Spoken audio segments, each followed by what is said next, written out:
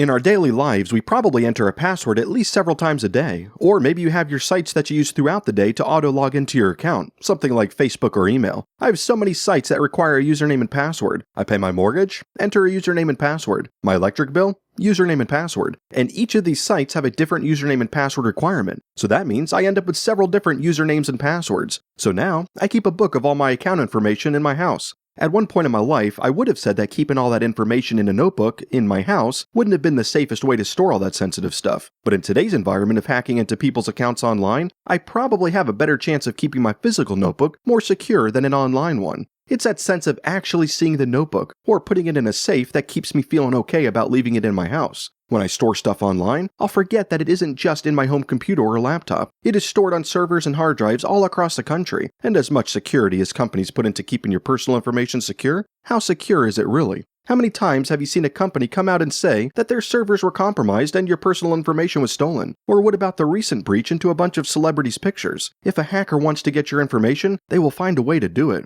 So what are we supposed to do? We all can't live our lives off the grid. Granted, some people do it and enjoy it, but it's not for the majority. Do we come up with more secure ways to store our information? Just delaying the inevitable hack back into our data and continuing the constant cycle of fun all over again. A friend of mine thinks he has it figured out. It's all in the password. Everyone tells you to come up with the most complicated password you could think of, something with numbers and symbols mixed together to create the most complex and forgetful password ever. Not him though. He keeps his simple, just using the good old-fashioned word of password as his password. But he'll put a number after his. After all, you have to change it every so often, so he just has a sequence. I think he's at password 14 now. He's thinking that people who might try to break into his accounts will automatically assume that he's using a complex password and not even try the simple passwords.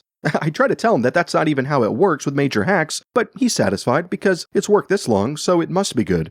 The bottom line is that if someone wants to get your information, they will find a way. The same goes for thieves who want to break into your house to steal your notebook of passwords. No amount of security will prevent it, just make it harder. So I guess we just continue along, hoping that no one will hack into our accounts and steal all our information, maybe making our passwords stronger and changing them frequently. But I think the main thing to remember is just to be careful about what you keep online. Just remember that what you store on there can potentially be stolen from you, and all those pictures that you have on your phone of your dog pooping can be distributed all across the internet for all to see.